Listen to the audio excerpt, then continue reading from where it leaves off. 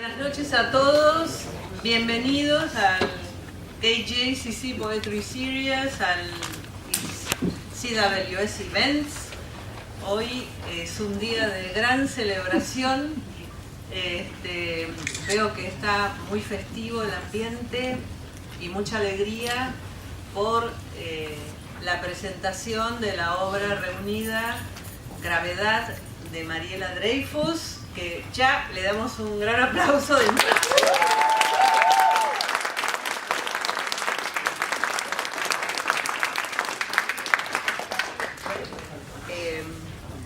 Me voy a poner un poco melancólica porque Mariela y yo nos conocemos hace mucho tiempo, nos conocemos yo creo que desde el año 2000, si no me equivoco, más o menos en un congreso que fuimos en Washington, y siempre lo cuento, nos tocó dormir en el mismo cuarto y la primera impresión que tuve de Mariela fue planchando ella su ropa para la lectura, cosa que me llamó mucho la atención.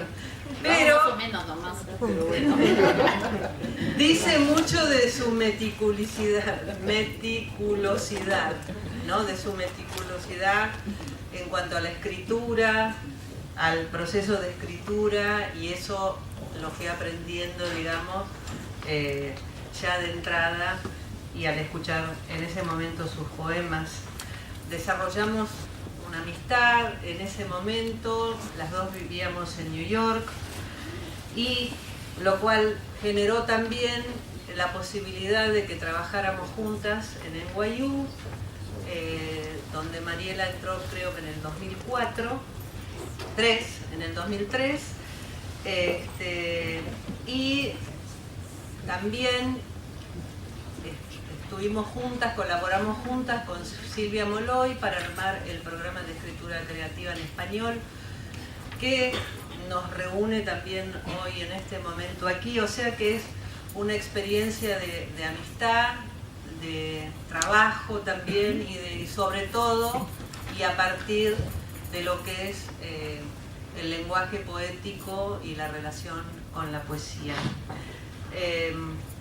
Cuando la conocí a Mariela, ya había publicado 3 de sus libros, había publicado Memorias de Electra, Placer Fantasma y Onyx, y en ese momento, o sea, ante la lectura de esos poemas, empecé a ver, digamos, la audacia de Mariela, de su relación con la escritura, y a entrever ya de entrada esa musicalidad que caracteriza la poesía de Mariela.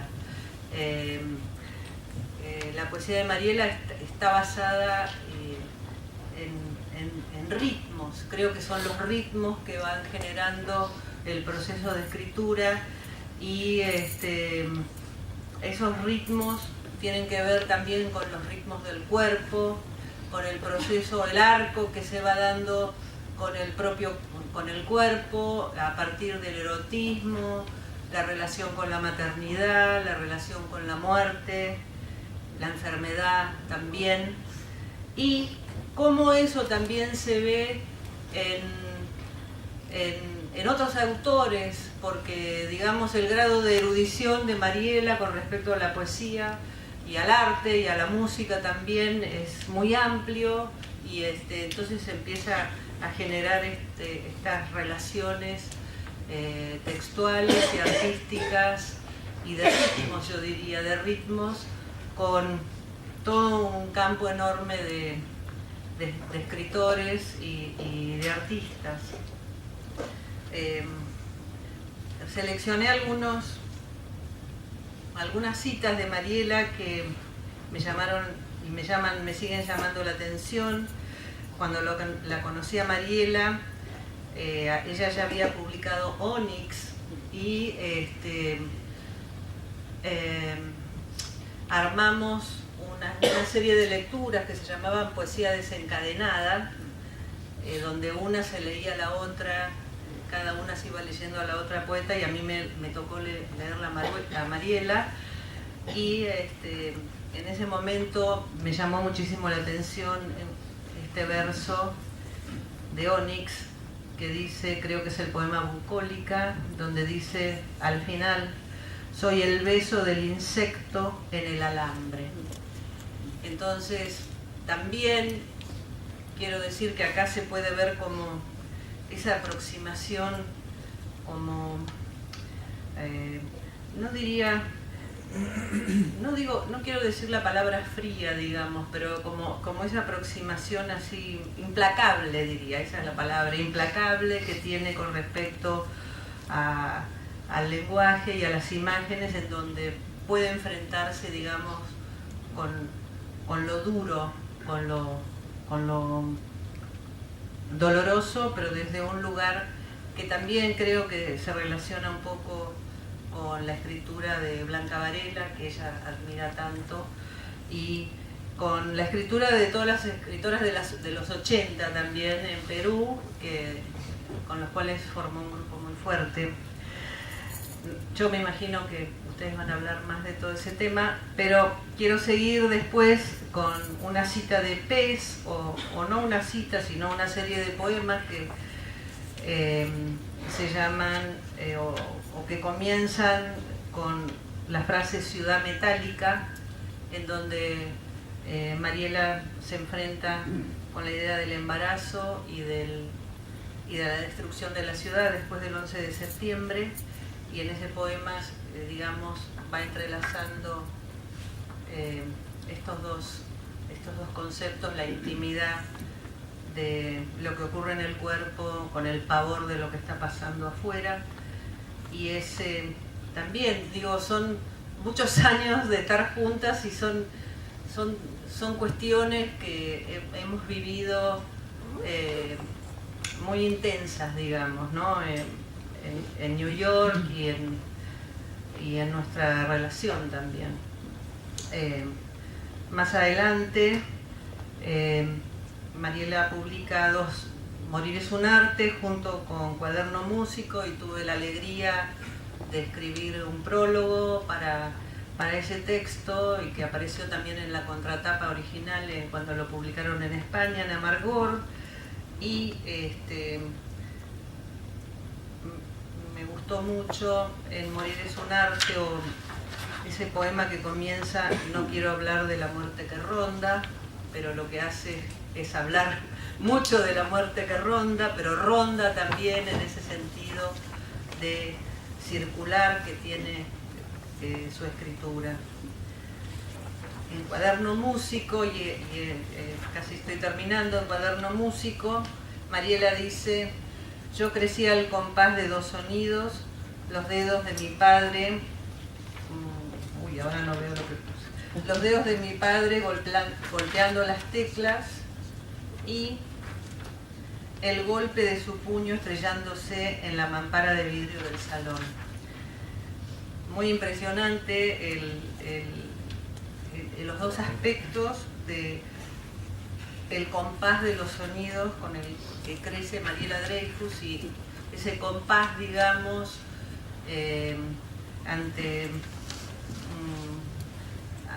ese compás es el que va acompañando toda su poesía, yo pienso. Y bueno, simplemente ha sido, hoy es un placer este momento, que me puse un poco melanco, pero va pasando ya, y nada, un placer tenerte en la serie de poesía, y como amiga y como colega. A su derecha tenemos a Julio Ortega, peruano, 1942. Después de estudiar literatura en la Universidad Católica de Lima y publicar su primer libro, titulado La contemplación en la fiesta, en 1968, emigró a Estados Unidos, invitado por las universidades de Pittsburgh y Yale. Vivió en Barcelona, donde trabajó como traductor y editor. En 1973 enseñó en la Universidad de Texas, Austin, donde en 1978 fue nombrado catedrático de literatura hispanoamericana. Desde 1989 lo es también en la Universidad de Brown, donde ha sido director del Departamento de Estudios Hispánicos, y actualmente lo es del proyecto Transatlántico, cuyo paradigma dialógico elaboró allí en Brown. Ha dictado cursos en Harvard, en NYU, Granada, Las Palmas, Puerto Rico, Universidad Central de Venezuela, Universidad de Colonia, en Alemania, y ocupó la cátedra Simón Bolívar en la Universidad de Cambridge. Recibió la condecoración Andrés Bello del Gobierno de Venezuela en el año 98, la Orden del Mérito en Perú y la del Águila Azteca en México. Es doctor honorario por las Universidades del Santa y Los Ángeles, en Perú, y por la Universidad Americana de Nicaragua. Su novela Adiós, Ayacucho fue llevada al teatro por el grupo Yuyascani. Es autor de libros de crítica, relato, poesía y teatro, traducidos en varias lenguas modernas y también al quechua, el farsi y el árabe. Ha obtenido los premios Rulfo de Cuento en París, Victoc de novela breve en Mallorca, Casa de América de ensayo en Madrid y el Cope de Cuento en Lima. Su crítica ha sido elogiada por José Lezama Lima, Julio Cortázar, Juan Goytisolo y Diamela Éltica, quien también tenemos aquí. Según Octavio Paz, Ortega practica el mejor rigor crítico, el rigor generoso. A la izquierda de Mariela tenemos a Ina Salazar, Lima, 1959. Es profesora de literatura hispanoamericana en la Universidad de Caen, en Normandía, en Francia. Su trabajo está centrado en la poesía hispanoamericana moderna y contemporánea, particularmente en la peruana. Ha publicado artículos en entrevistas francesas y también americanas y peruanas en torno a la obra de poetas peruanos como César Vallejo, Carlos Oquendo de Amat, Emilio Adolfo Westphalen, Blanca Varela o Jorge Eduardo Eyelson. Se ha interesado también en el proceso de rupturas que introduce la nueva poesía peruana a partir de los años 60. Entre sus monografías publicadas destacan la poesía Ante la muerte de Dios, César Vallejo, Jorge Eduardo Eyelson, Blanca Varela, publicada en Lima en 2015, y La sustancia humana de la poesía, aproximaciones a la obra poética de César Vallejo, que publicó en París hace un par de años, en 2016. Muchas gracias. Y encantado de estar aquí en esta celebración de la obra poética de Mariela, que hemos leído con placer y admiración, cuidado y atención todos estos años. Y es una suerte poder hablar de esta poesía aquí con Ina, cuya obra crítica es realmente fundamental para la poesía peruana. Bien, lo mío se llama El campo poético de Mariela Dreyfus. La obra poética de Mariela Dreyfus, Lima 1960, está poseída por el raro don de la autoridad.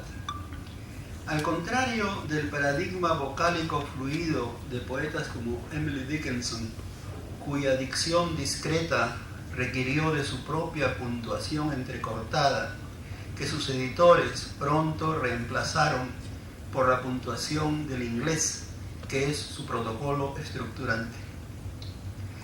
Pero también al revés de la inmediatez emotiva de Silvia Plath, cuya voz confesional fue intervenida por el decoro familiar, la enunciación que fluye en la certidumbre de gravedad de Mariela Dreyfus, sus poemas reunidos por Carlos Aguasaco en Arte Poética Press, New York, 2017, se nos revela como un entramado de voces cuya resonancia íntima, dramática y apelativa nos persuade y convoca.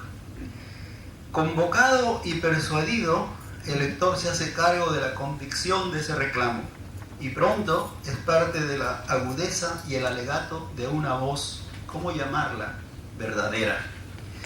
La certidumbre inmediata de una conversación próxima, esto es, menos confesional que íntima y más sobria que dramática, nos descubre como interlocutores tomados en serio, o sea, capaces de certeza y gravedad. Si hubiese un archivo de la palabra viva de las poetas del español, seguramente tendríamos un registro emotivo de la condición femenina capaz de asignarnos un lugar en su mapa dialógico. Precisamente, intentando escribir sobre Blanca Varela, propuse que su voz nos revela una certidumbre en carne propia. Fue la suya una voz que temblaba por dentro, pero si ella escribió, en su caso, inscribió en la intemperie del lenguaje, Mariela Dreyfus escribe buscando hacer sentido desde el lenguaje, porque las palabras son la mutualidad de que estamos hechos. Se diría que en su caso el poema es el lugar de construcción de una mutua certeza final. Desde la razón ardiente, Rocío Silos Santisteban elabora parábolas exacerbadas por su desgarro, mientras que Carmen Ollé se subsume en la fluidez del canto celebratorio. Magdalena Chocano, por su parte, cifra en el temblor del poema un emblema reflexivo. Y Victoria Guerrero hace del coloquio el espacio mutante del reconocimiento mutuo. Todas ellas, y son más, han intervenido el coloquio de la varia violencia peruana, que ha tomado la plaza del idioma y ha hecho de la violencia de género el subproducto feroz de la corrupción institucional que desmiente nuestra condición moderna y denuncia nuestra precariedad.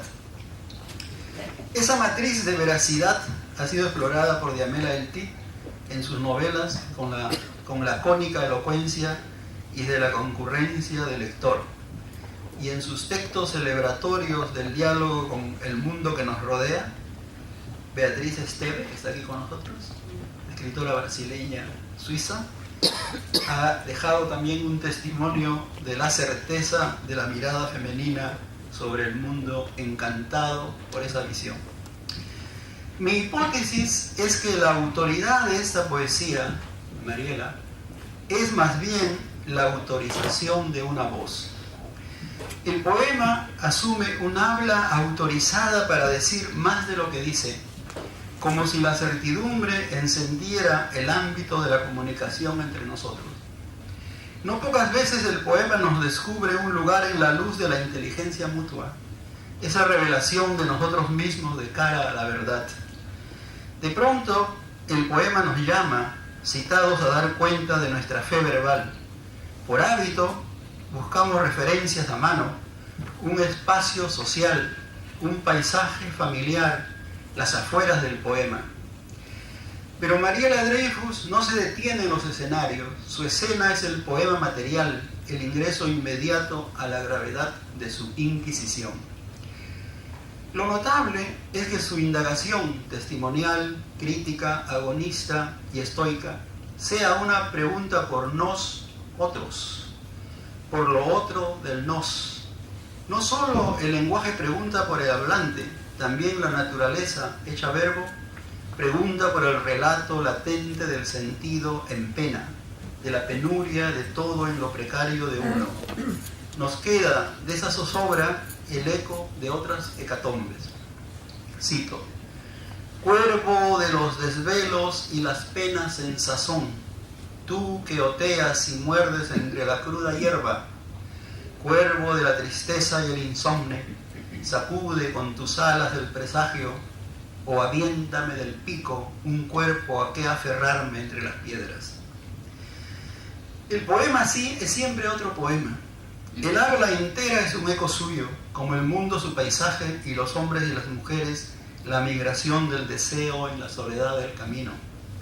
Aunque el drama sopla entre las raíces del lenguaje, la voz del poema pregunta por el otro lado del espejo, por la lectura. Por eso se puede adelantar que la gravedad de la aventura poética, que es el orden verbal de lo vivido, traza la huella ardiente de la certeza incierta. La poesía está hecha de esa certidumbre final y de cada quien. Por lo mismo, esta compilación de Mariela Dreyfus, que es una biblioteca latente, el mapa emocional de nuestro plazo, busca diseñar para nosotros un espacio imparcial de luz y de sombra.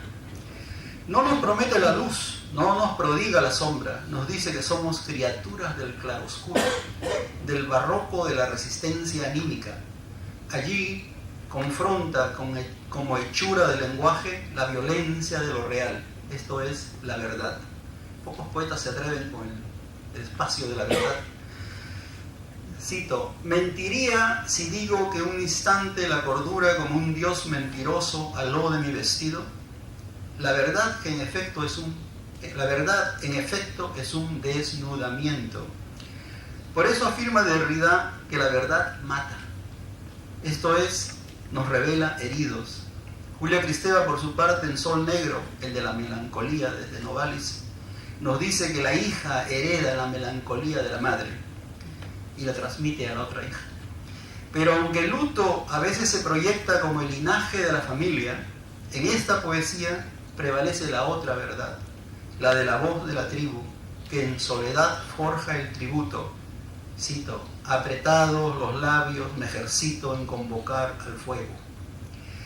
La verdad poética, la que nos redime de los días jueves, la soledad y los caminos, es la que hace y deshace en el lenguaje, rehaciendo la hechura de las lecturas. No es por ello casual que el monólogo dramático de este formidable libro transite hacia el diálogo apelativo y concluya asumiendo la gran lección de certidumbre creativa forjada por Joaquín Torres García y su indoamericanismo constructivista. En el poema Construir, digo, nuestra poeta ha canjeado el sol negro de la pareja, el sol de la melancolía, por un sol de cartón. Oremos con ella. Creo un sol de cartón iluminado, la entraña del pez ciego, su silencio. De lo inefable me sustento, de lo oculto persigo un resplandor, una sombra que ronda, hundida en la memoria como un ancla. Encuéntrame en el plano y en la cifra, a la hora que marca mi reloj, salta en mi mundo, lanza la moneda, si no asoma la cara, será cruz. En esta suma, gravedad de gravedades, no se trata de una verdad instrumental y fatal, sino de una incertidumbre gratuita, la palabra poética redimida, la más nuestra. Gracias mil, Mariela.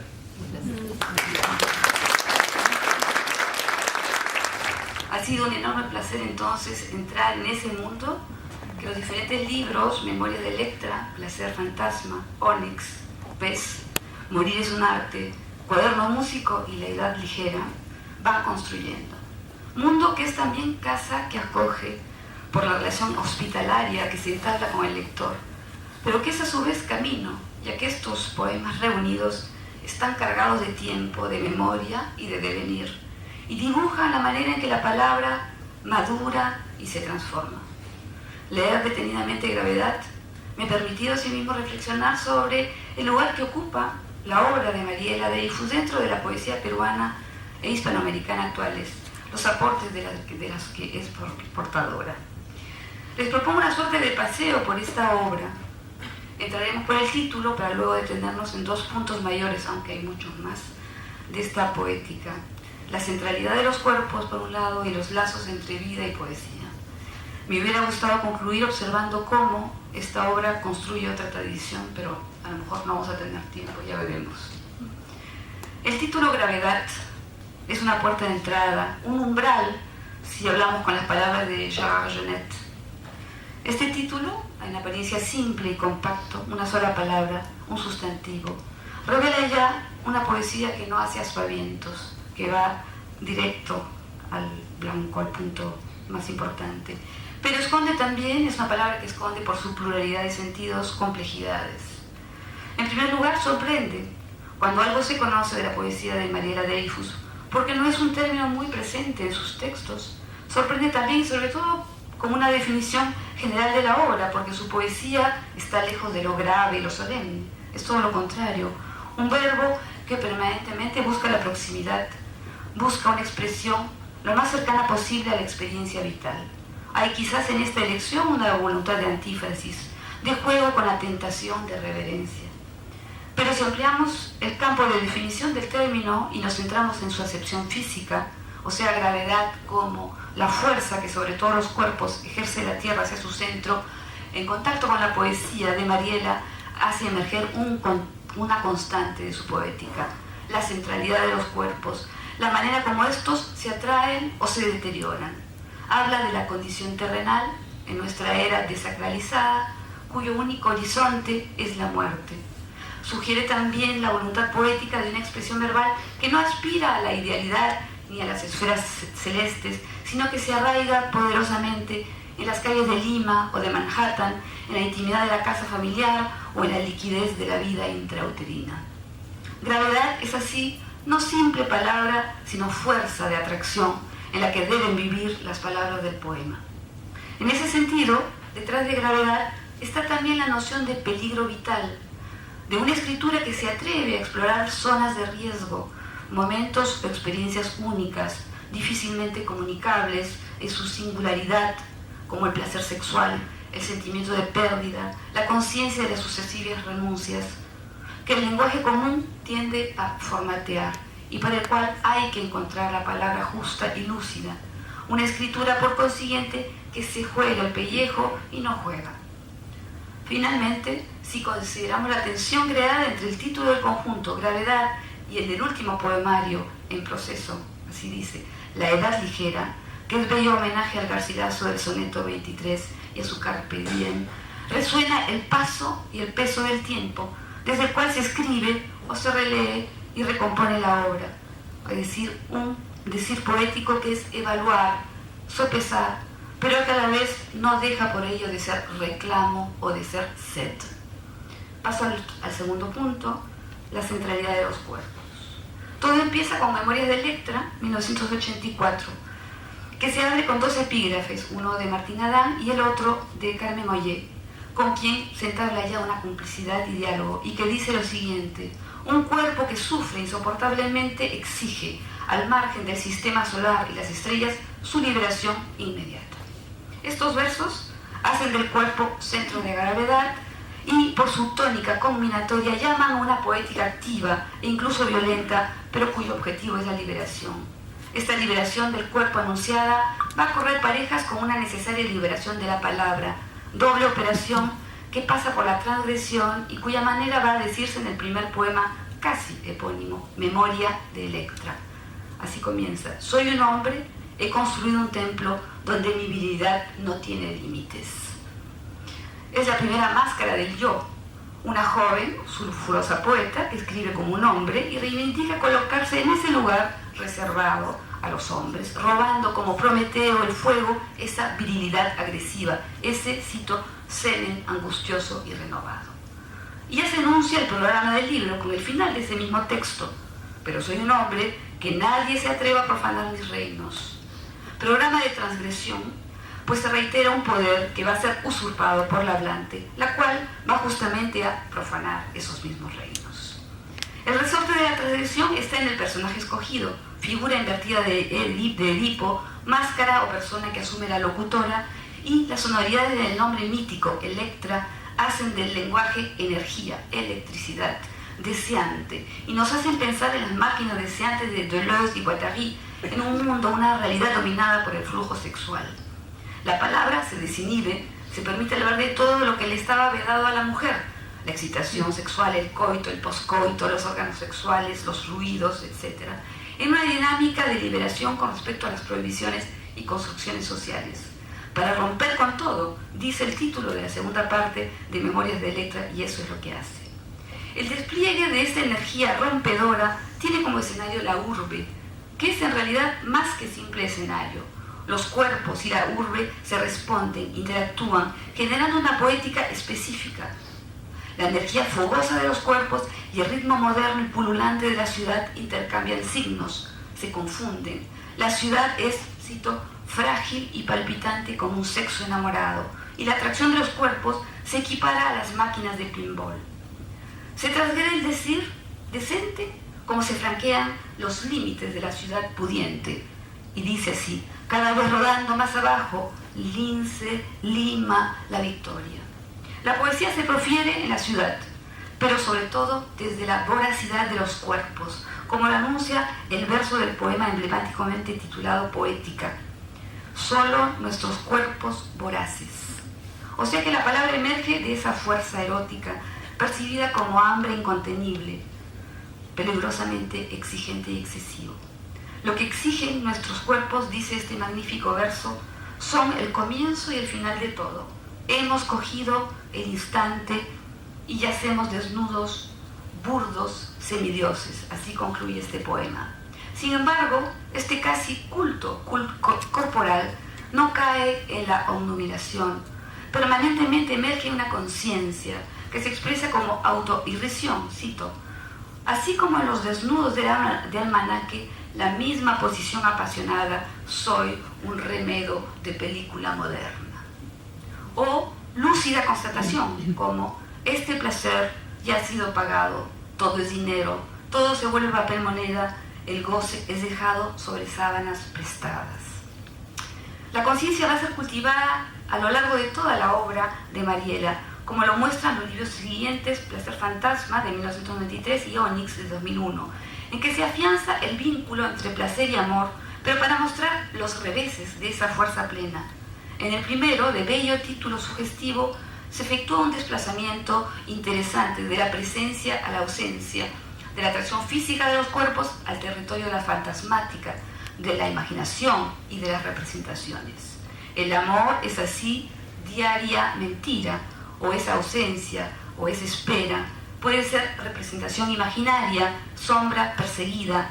Love is a shadow, how you lie and cry after it, dice el epígrafo de Silvia Plath, poeta de cabecera de Mariela. En Onyx puede cundir la nostalgia o la melancolía, ese oficio de lo negro, como dice el poema, se pierde el amor entre los pinos, pero no deja por ello de ensalzarse al ser deseado y amado, como lo consigna el título del libro, que se desprende como un fragmento significativo del poema. Se busca el amor en la ciudad. Cito, tu mirada entonces, como el ónix más puro, solo reverberaba al ritmo de la ira y el desdén. Ya sugiere esto en la apelación al imaginario mineral una fuerte filiación con la poesía erótico maravillosa de César Moro.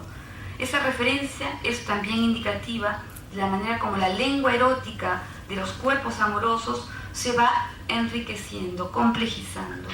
La dicción callejera y provocadora de los primeros tiempos entra en tensión y convive con un lirismo que apela a un trabajo metafórico y no olvida la fuerza imaginaria del surrealismo. Cito, dos animales huyendo de la muerte, tal la instantánea que nos capta, y otro ángulo revela genitales de espuma, textura y vellos, tu vientre de mercurio en mi vientre de espieglo, un crispado equilibrio entre el placer y el miedo.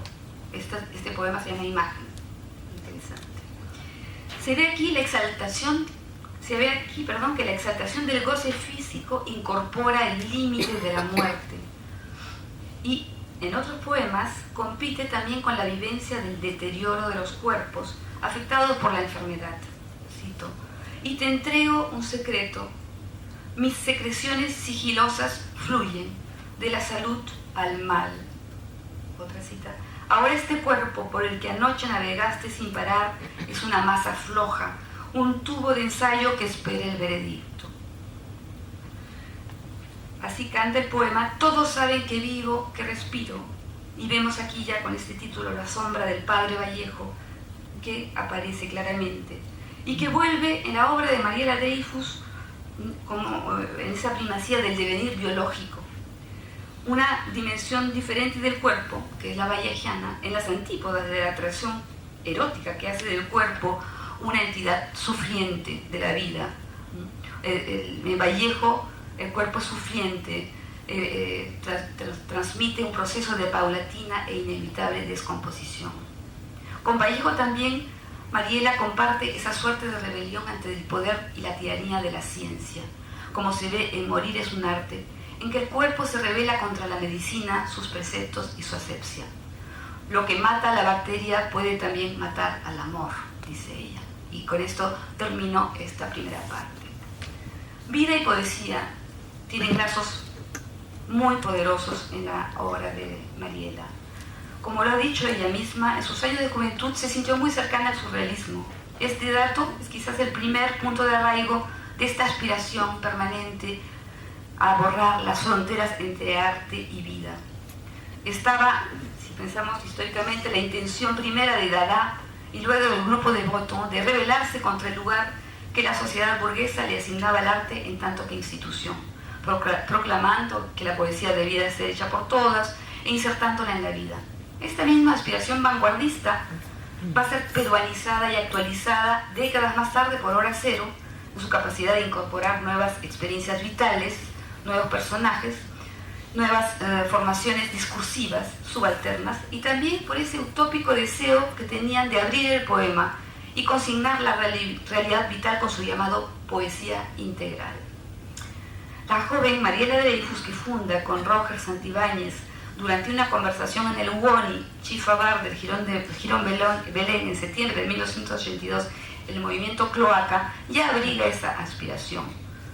Teníamos la idea de fundar un movimiento, dice Mariela, a fines del 82, y que esto fue hacer una suerte de frente poético en un momento pico de la historia, en una realidad cercada por bombas y apagones. El nombre Cloaca, metáfora de la sociedad en la que vivían, cito nuevamente a Mariela, un momento de caos social, financiero, político, de un país que se estaba desmoronando. Esta manera de nombrar aquello que los rodeaba, Cloaca, era retomado de la novela Sobre Héroes y Tumbas de Ernesto Sábato, ¿no? Madre Cloaca, Ciudad Cloaca. Cloaca se asigna entonces como programa explorar, cito, ese monstruo urbano llamado Lima y restituir la experiencia estética a la vida cotidiana y al discurrir sencillo de las gentes, como lo formuló en su tiempo Roger. Y hay en la primera poesía de Mariela esta voluntad. Pero es obvio que Cloaca reunió voces muy diferentes y que dentro de este colectivo cada uno fue trabajando su propio lenguaje. Entonces, Cloaca es un momento importante, pero es una pieza en el conjunto complejo y rico que constituye el entrelazamiento entre poesía y vida en la obra de Mariela.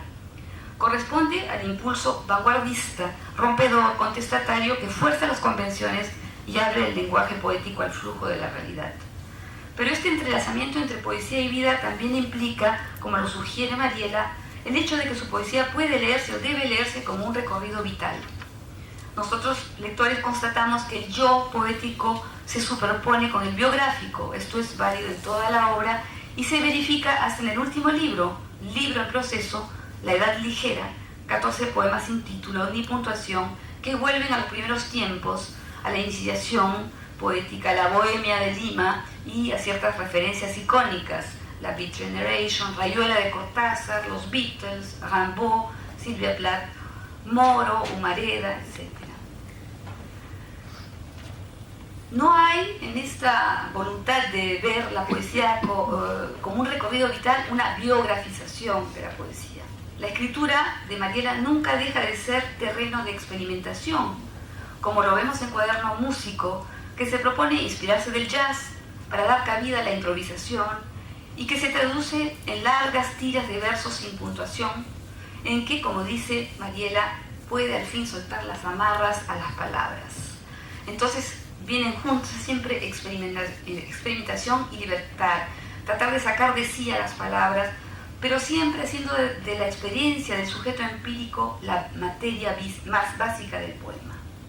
Reconocemos en ello la atracción que ha ejercido en Mariela, como ella misma lo ha dicho, la vena confesional, en particular la de autoras norteamericanas de los 50 y 60, como Sylvia Plath, Anne Sexton, Diane Wachowski.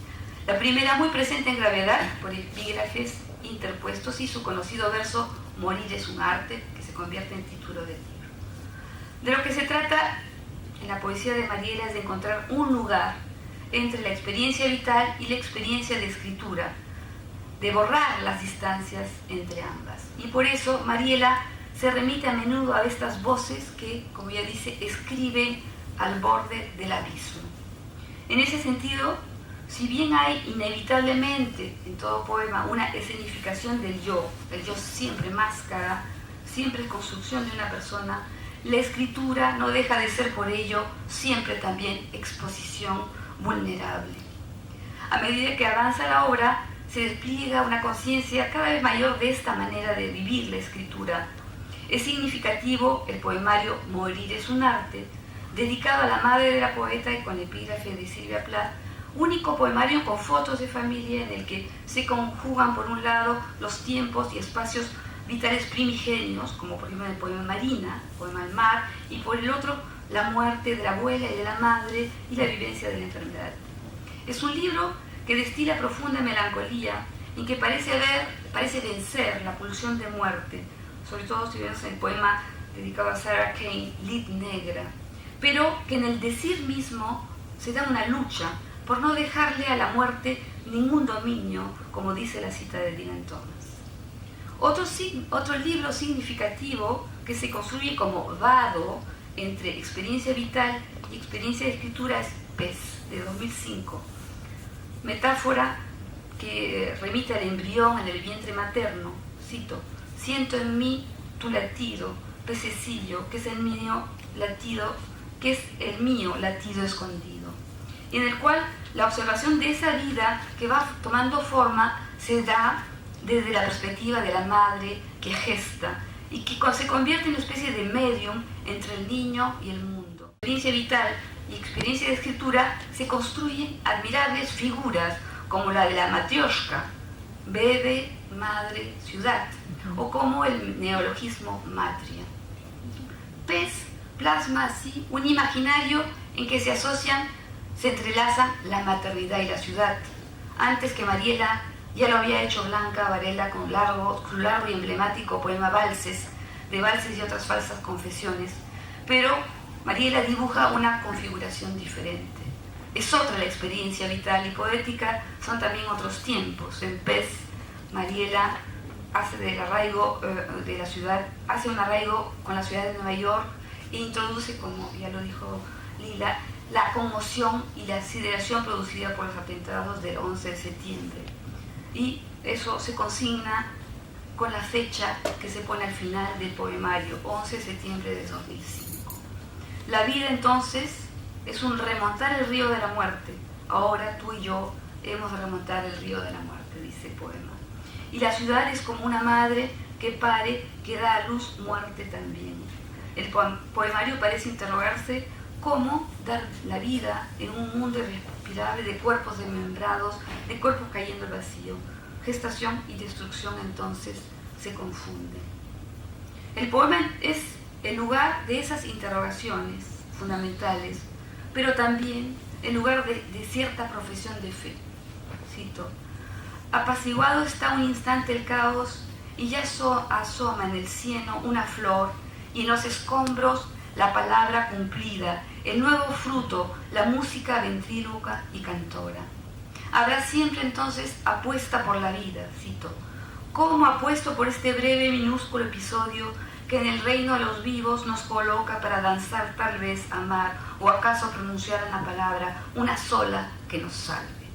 Estos últimos versos son de Cuaderno Músico, de 2015, libro del que se desprende una sabiduría de la vida, en que Mariela compone una suerte de crónica poética que vuelve en particular sobre momentos significativos de la infancia y de la juventud, del descubrimiento sexual, de la naturaleza de los lazos familiares, padre, abuelos, madre, de la historia de esa muchacha, esa persona que se va forjando, afirmando socialmente.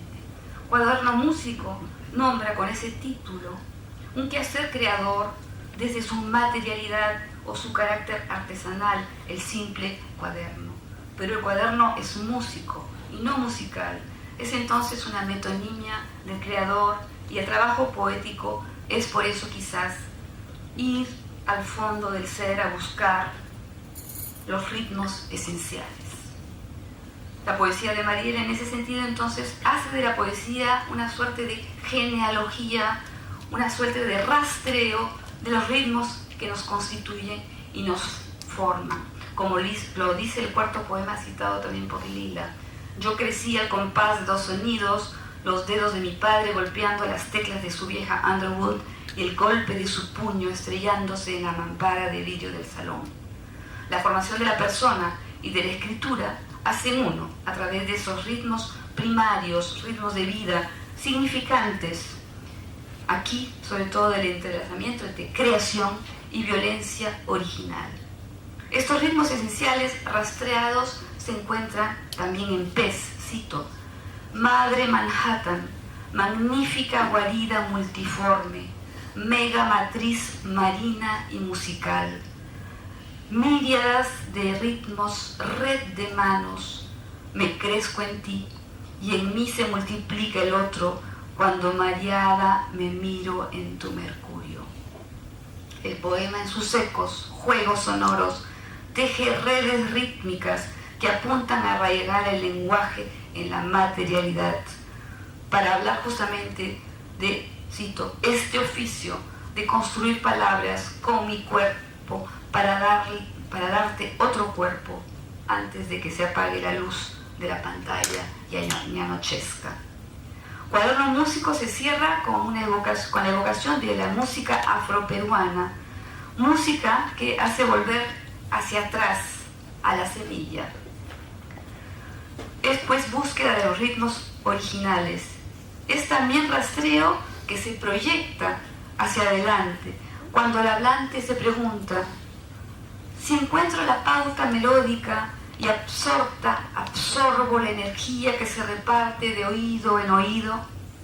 La escritura poética es entonces esa búsqueda de pauta melódica, que es energía, no venida de los dioses, sino que se comparte, es bien terrena y humana y vive en su tiempo. La importancia de la música es también entonces reconocer la corporeidad del lenguaje para hablar el lenguaje de los cuerpos. Lo que suena, lo que canta es la música del deseo, del amor gozoso, del encuentro de los cuerpos. Cito: la melodía viajaba en el tiempo, era el minuto ganado entre tus brazos, yo entre tus piernas, y ese lenguaje musical me entretejía en la noche espectral. Para concluir, simplemente quería decir que Mariela logra con su poesía pasar de la etiqueta de poeta erótica femenina a quizás una de las gestadoras de otra tradición. Cuando se recorre Gravedad, se constata justamente este camino que lleva de Memorias de Electra a la Edad Ligera. Es decir, que ha sabido ir más allá de los encasillamientos primeros que hacían de ella una de las representantes de esta poesía erótica femenina peruana. La poesía de Mariela ha sabido liberarse de estas etiquetas porque su escritura se deshace de esos clichés, de esos estereotipos y se va densificando. Si se mira retrospectivamente Memorias de Electra, ese poemario escandaloso que le vale la calificación erótica, es una de las primeras piedras de la construcción de otra tradición. Memorias de Electra deja por escrito, consigna la reivindicación de otra escritura, la de las mujeres que osan colocarse en ese lugar reservado a los hombres, en una palabra que se desinhibe, que se permite reivindicar la voracidad de los cuerpos como motor poético. Y el plural me parece muy importante, memorias. Es un plural que implica ya querer escribir otra historia, fundar otra tradición.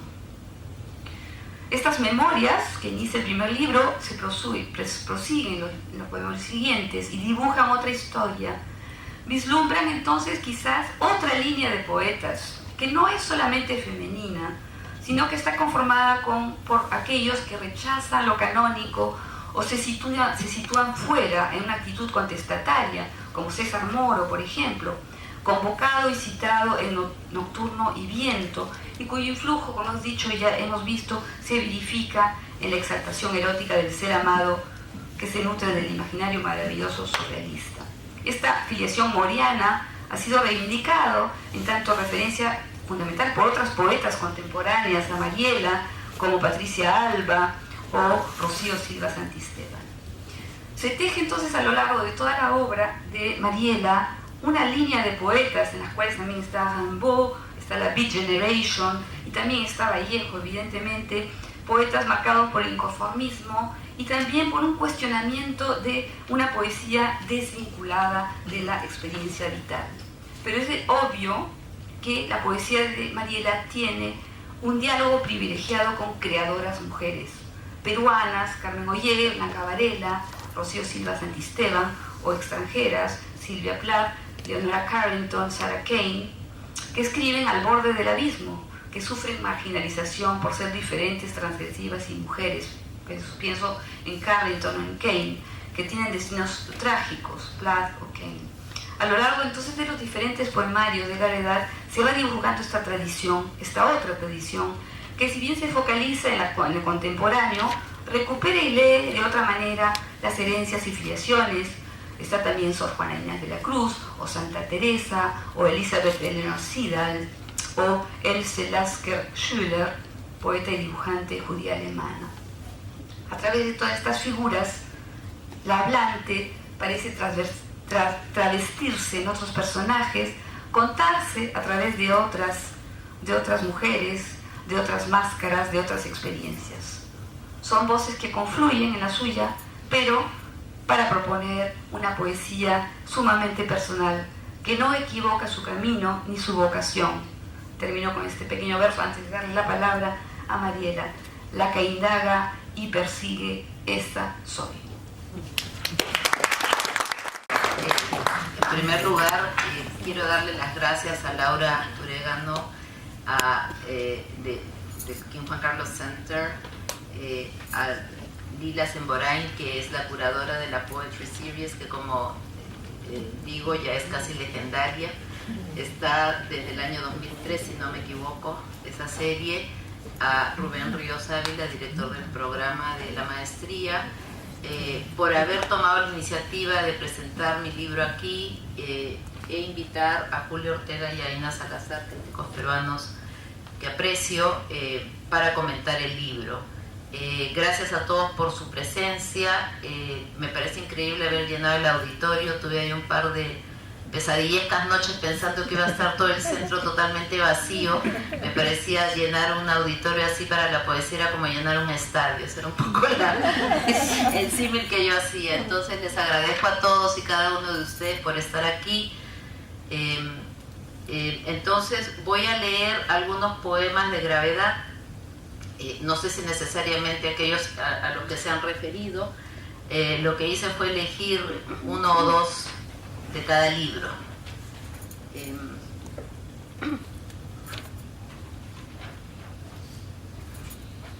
Y lo voy a leer de corrido. También quería manifestar mi agradecimiento a Carlos Aguasaco, el editor, que apostó por este libro hace un año, y la alegría de verlo publicado en español en Nueva York, que es esta ciudad donde he pasado ya exactamente media vida. Y parafraseando a Vallejo, es como media vida y jamás, ¿no? Así es que le agradezco eso a Carlos. Yo creo que, y si me paro allá, mejor, ¿no? La voz sale mejor si uno está de pie. La verdad es que es una reunión magnífica.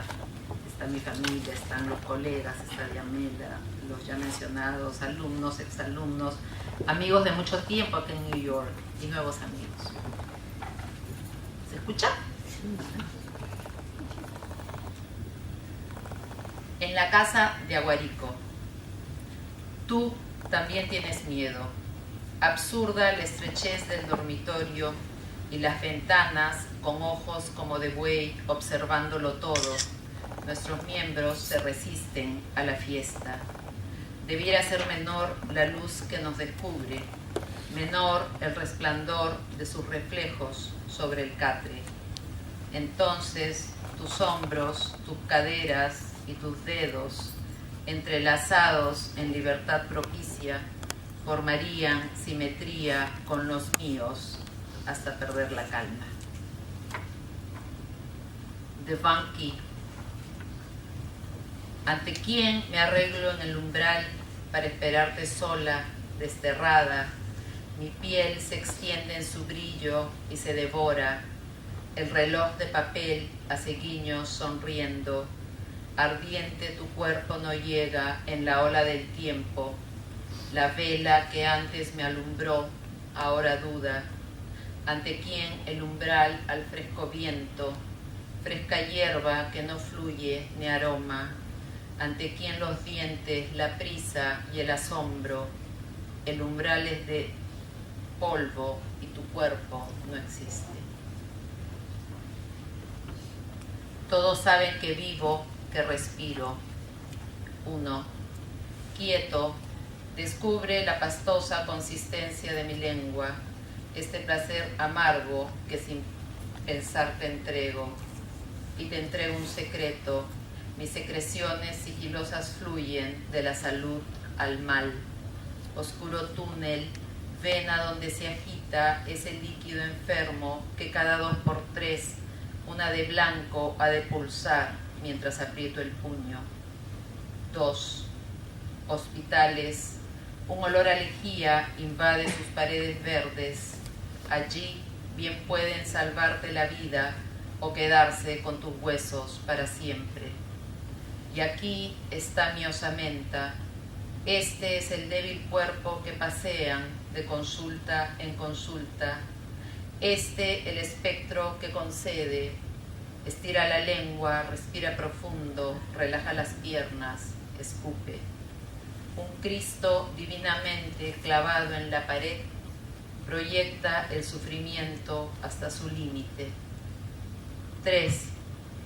Llevo años luchando con la imagen que acierte con este malestar, la sensación de deslizarme por un terraplén, galerías de espejos donde un viento cruel me deposita en la apatía, el dolor, la soledad.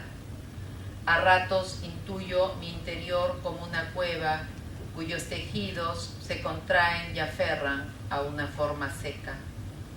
Entonces asciende un ácido a la boca. 4. Otra vez anestesia para calmar la máquina, la prodigiosa máquina del tiempo. Años y años y la insensata gira sin parar. Alguien me tiende en la camilla a repetir el rito. Todo es silencio, blanco y estirado alrededor. Ahora, este cuerpo por el que anoche navegaste sin parar es una masa floja, un tubo de ensayo que espera el veredicto. Media hora, 40 minutos, 70, todo el aire se carga con un solo presagio. 5. Abrir el contenido de este cuerpo no lo librará del mal. Absurdo rastrear lo que no asoma, pero en el fondo está. Lo viscoso, el peligro, lo fatal, importan tanto. Ni el frío cirujano ni el escalpelo ardiente hallarán su camino. Este corte ha logrado desatar, ha desatado el frágil hilo de salud que aún me ataba al mundo. Bucólica. Esto es lo que seduce aquí en el bosque. En las noches sedientas de este agosto podemos asomar a la terraza. La tela metálica es el límite entre el canto del bicho y su aguijón ardiente. Y en la mesa, coja y raída en su madera, colocar el licor que como un río nos mece y nos empapa y nos devuelve a una diáfana orilla entre las piedras, primitivos y locos de cabellos al viento, sentados a horcajadas en el otro, desnudos sin prudencia ni piedad. Mi amor escancia el vino con dulzura, el talle de cristal aquí es mi talle, la base tan suave y tan redonda, mis caderas que el tacto desvanece, mis formas se diluyen mientras bebe, me vierto y adelgazo y agiganto, soy el bicho y el lodo y la corriente, el viento que emposado ya no gira, soy la humedad, el calor y cierto frío que recorre las venas al cumplirnos, soy la sombra que niega y también da, y el beso del insecto en el alambre. Mi prima Carmen, que está aquí, no me dejará mentir. Cuando era niña y cometí un error recitando, tenía que empezar de nuevo todo el poema, pero no lo voy a hacer ahora. Estoy muy molesta de haberme equivocado. Embrión de niño, poema en embrión. Ambos nacen de una semilla impensada que del caos asciende hacia la luz. Hablo del temblor del origen, de dos cuerpos tendidos el uno sobre el otro, pieles que se humedecen, enfebrecidos goznes, absoluta fusión de su lengua en mi lengua, de su vientre en mi vientre, y después armonía finita, interminable, en el instante en que la cópula nos une y suspendida la razón se abre el tiempo. Hilo tras hilo, liana tras liana, acontece y se gesta el nuevo fruto. Del albumen al tallo, de la letra a la línea, el sentido se trama y su sonido. Venas que son sintagmas, nervios que se entrelazan como en la sinalefa o la sinapsis. Ciegas en marcha las sílabas o células, sigilosas se buscan un lugar. Siento en mí tu latido pececillo, que es el mío latido escondido. Lenta en la sombra asciendes de cartílago a hueso, y lenta como la noche mi palabra asciende. Óyeme que soy tuya en este balbuceo, este canto que urdimos con pasión y delirio. Marina. Esta es la danza con el mar, la eterna danza, la macabra, espejo del atardecer, líquenes enredados a mi cuerpo como un cordón umbilical. El mar me abre su vientre, me cobija, sus olas son el amarillo maternal, esa caricia lejana ya olvidada entre las olas. Soy la niña del mar, su criatura, de piernas recogidas y pulgar en el labio. El mar me lleva, avanzo entre las rocas, lado a lado, los ojos entreabiertos. A la izquierda el sol rojizo, a la derecha la media luna pálida me observa, cubre mi negro omóplato. En el mar me copio y me recreo, soy Narcisa.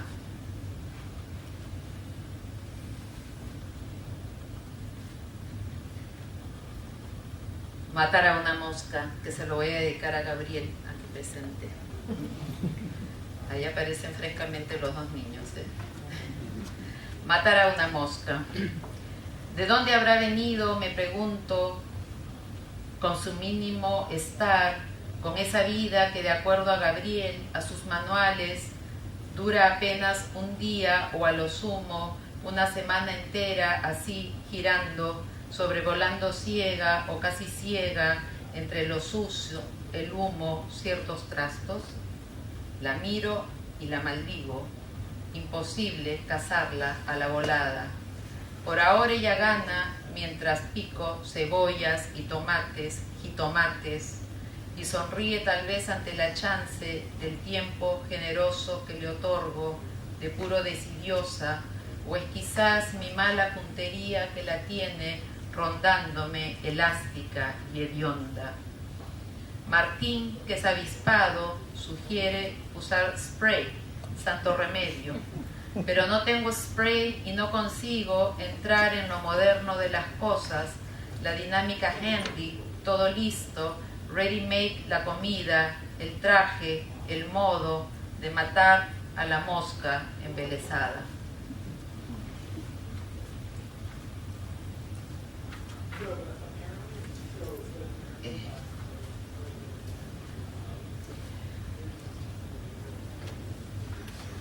Es roja y le digo Tania, para Rosela la ciclista. Rosela Di Paolo, una poeta de mi generación.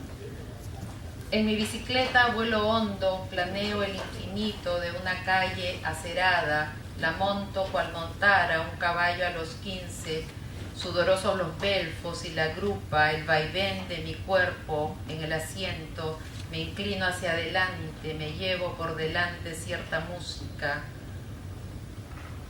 el paso de la gente, sus recados, los chicos que en la calle pulsan cuerdas, una guitarra alegre, algún mendigo, los perros desatados y sin dueño.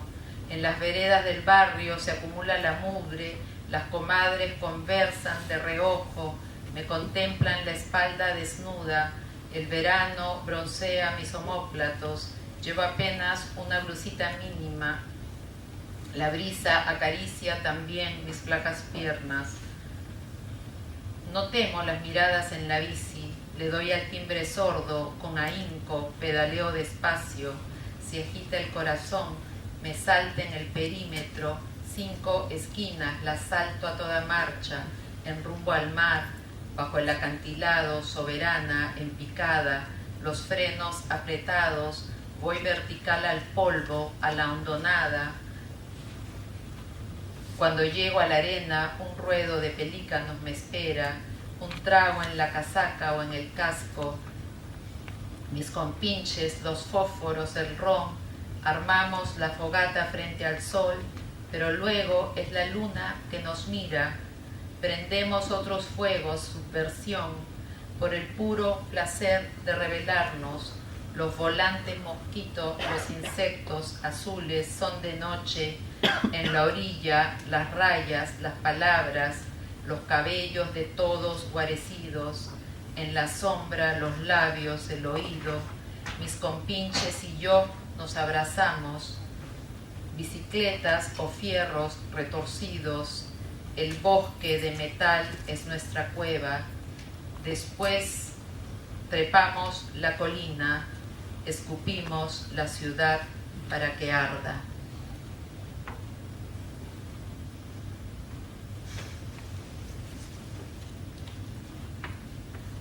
Espacio para el dolor, su prístina materia alucinada, las curvas con que lo esquivas frente a frente, riendo como a un muñeco de vudú, le clavas agujas, pero no muere el dolor.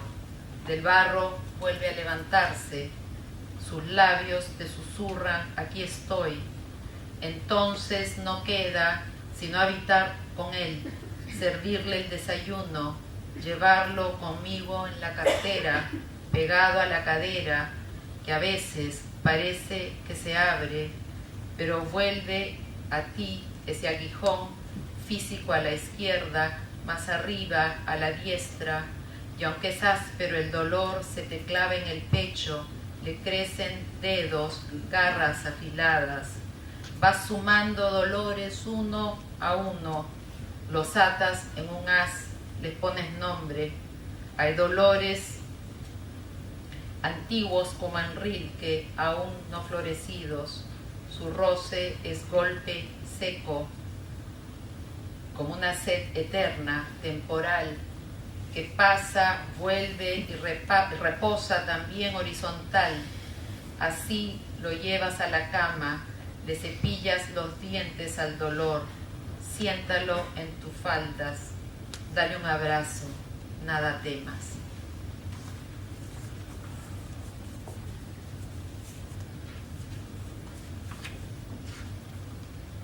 Gladiolos y Alelí.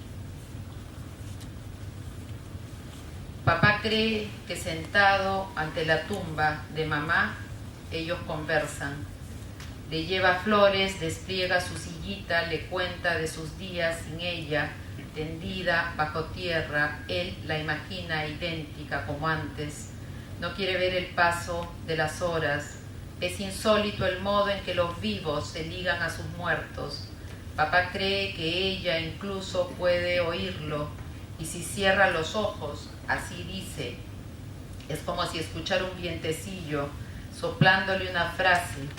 Yo creo que es más lógico pensar que mamá le habla en sueños, allí donde la ve de nuevo, en la elegancia de sus radiantes 20, la cintura aún no transformada por los partos, llevando alegre, digna, el traje azul de brillos que luego colgaría en el armario como recuerdo de algo muy preciado, una noche feliz de carnaval donde bailaron juntos toda una madrugada y el tiempo fue redondo como el tango.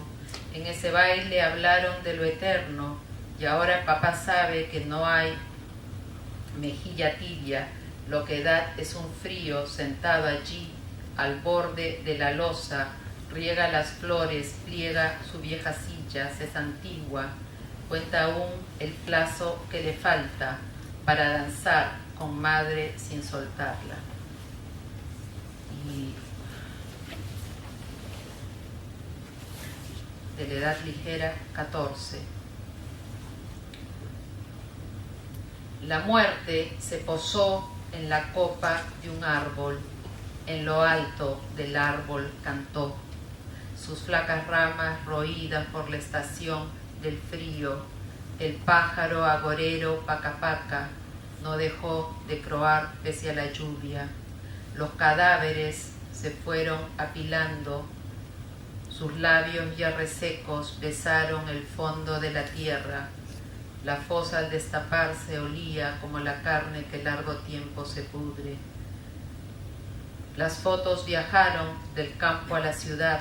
En los kioscos David ojea las imágenes, dedos manchados de tinta, algo de cirujano en la mirada, dirimiendo la hora del deceso, la posición del cuerpo, de cúbito dorsal, de cúbito ventral.